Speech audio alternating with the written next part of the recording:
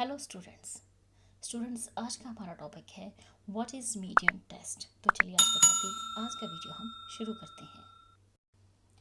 The median test is also one of the important non parametric test.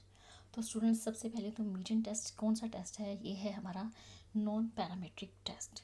It is use to test whether the two or more samples are taken from the population with common medium.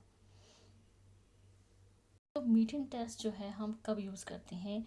जब हमें ये test करना होता है कि जो हमारे पास दो या दो से ज़्यादा जो सैंपल हैं, क्या वो हमने सेम पॉपुलेशन से ही लिए हैं जिनका कि एक कॉमन मीडियन है। Median is generally termed as the most appropriate method of average.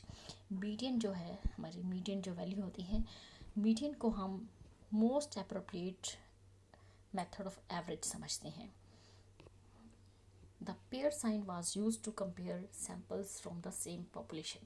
तो यहाँ पे हम pair sign was used to compare samples from the same population. Median test is developed to test a different population which may have or not have the same median. तो students जो हमारा median test है, हम इसे कब use करते हैं test के लिए? जब हमें ये पता करना होता है कि जो हमारी पॉपुलेशन है क्या उनका सेम मीडियन है या नहीं है। The median test is developed to test a different population. अलग अलग पॉपुलेशंस पे किया जाता है जिनका कि एक कॉमन मीडियन होता है या कॉमन मीडियन नहीं भी होता, विच में हैव और not have the same median. There may be two more samples. तो इस केस में हमारे पास दो से ज़्यादा सैम्पल्स हो सकते हैं। नेक्स्ट है small samples and median test. If the null hypothesis is true, then half the sample goods will be more than median and half will be less than median. Then we formed a 2 by 2 matrix table. तो small samples and median test में क्या है ये कि जब भी हमारी null hypothesis true होगी तो उस केस में जो हमारी सैम्पल गुड्स हैं, जो मीडियन से हाफ जो गुड्स होंगी, हाफ गुड्स जो होंगी वो मोर देन मीडियन होगी और हाफ गुड्स जो है मीडियन से कम होगी। तो उस केस में हमें बनाना पड़ेगा 2 by 2 मैट्रिक्स टेबल। तो यहाँ पे हमें 2 by 2 मैट्रिक्स टेबल फॉर्म करना होगा, जिसमें पहला है number of scores, sample 1, sample 2 and last one is total. तो जिस तरह से ऊपर हमने बताया हुआ है कि अगर हमारी नल हाइपोथेसिस ट्रू हो जाती है तो सैम्पल की जो हाफ गुड्स होंगी वो मीडियन से ज़्यादा होंगी और हाफ गुड्स जो है मीडियन से कम होंगी। तो उसे देखते हुए अब हम यहाँ पे अपना टेबल ड्रॉ करेंगे। नंबर ऑफ स्कोर्स में हम लिखेंगे अबव मीडियन। तो यहाँ पे हमारा सैम्पल 1 ए, सैम्पल 2 में आप देख सकते हैं वैल्यू हमने लिखी बी और टोटल कॉलम में इनका टोटल कर दिया ए प्लस बी। नीचे देखेंगे नंबर ऑफ स्कोर्स में बिलो मीडियन, हाफ गुड्स जो होंगी वो मीडियन से कम होंगी। तो यहाँ पे बिलो मीडियन लिखा। उसके बाद सैम्पल 1 में आप देखिए लिखा है हमने सी और सैम्पल 2 में लिखा है डी और इसका एडअप कर दिया हमने सी प्लस डी का टोटल कॉलम में आप देख सकते हैं। और उसके बाद हमने सबका टोटल करना है। नंबर ऑफ स्कोर्स कॉलम में आप देख सकते हैं जो हमने लास्ट में लिखा है टोटल सैम्पल 1 का भी होगा, सैम्पल 2 का भी होगा और टोटल कॉलम का भी होगा। तो सैम्पल 1 में लिखा है हमने, हमारे पास अबव मीडियन और बिलो मीडियन 2 वैल्यूज़ हैं ए प्लस सी, तो ये बनेगा हमारा N1। और सैम्पल 2 में है B plus T is equal to N2। Column में A plus B plus C plus T in brackets overall जो है हमारा, यहाँ पे हमने लिखा ब्रैकेट में N और ब्रैकेट क्लोज कर दिया। इस तरह से 2 by 2 मैट्रिक्स टेबल हमारा यहाँ पे ड्रा होगा। आगे देखते हैं इसका फार्मूला है इसका P is equal to N1 CA multiply N2 CB upon N1 plus N2 CA plus B। तो ये फार्मूला हम अप्लाई करेंगे। P represent here probability। तो कंक्लूजन क्या निकलता है? If the probability is more than the level of significance the null hypothesis is accepted otherwise rejected.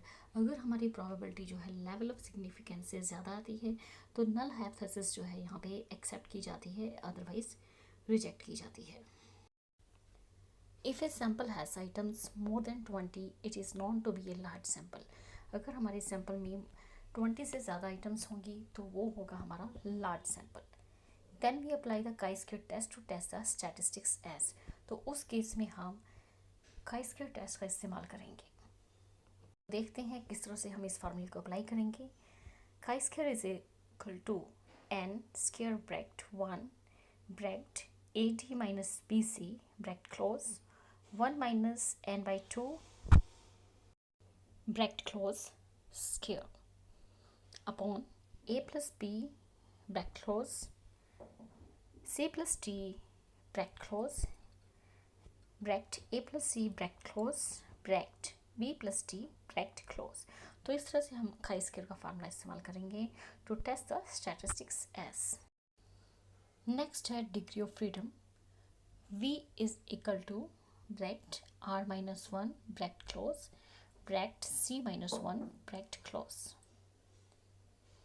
R stands for the number of rows, C stands for the number of columns. Application of median test to more than 2 samples.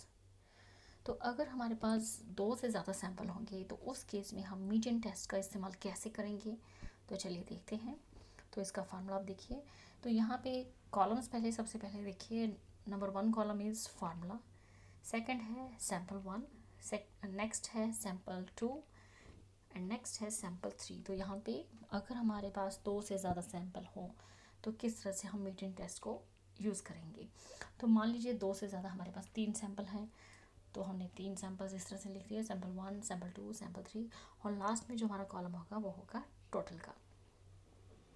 Formula जैसे above median and below median वो हम लिखेंगे। तो sample 1 में देख सकते हैं A, above median A item, sample 2 में B आइटम, सैम्पल 3 में C आइटम, जो कि आपका टोटल कॉलम है। वहाँ पे हमने लिख दिया A plus B plus C bracket close कर दिया। नेक्स्ट है बिलो मीडियन, जो भी हमारी मीडियन से वैल्यू कम होगी वो लिखेंगे। सैम्पल 1 में आ गया हमारा D, सैम्पल 2 में आ गया E एंड सैम्पल 3 में आ गया हमारा F। तो इनका भी टोटल हम लास्ट कॉलम में एक साथ लिखेंगे, bracket D plus E plus F और ब्रैकेट क्लोज कर देंगे। उसके बाद सेम जैसे हमने पहले किया था, अब लास्ट में हम टोटल करेंगे। फार्मूला आप देख सकते हैं, फार्मूला कॉलम में नीचे लिखा है हमने टोटल, और सैम्पल 1 कॉलम आप देखेंगे A प्लस D टोटल कर दिया, सैम्पल 2 में B प्लस E टोटल कर दिया, सैम्पल 3 में C प्लस F हमने यहाँ पे टोटल कर दिया, और लास्ट जो हमारा टोटल कॉलम है वहाँ पे जितने भी आइटम्स थी A plus B plus C plus D plus E plus F सबका टोटल हमने कर दिया। नेक्स्ट अगला कॉलम में आप देख सकते हैं N1, N2, N3, और टोटल कॉलम में N1 plus N2 plus N3 और इक्वल टू कैपिटल N हमने यहाँ पे लिख दिया है।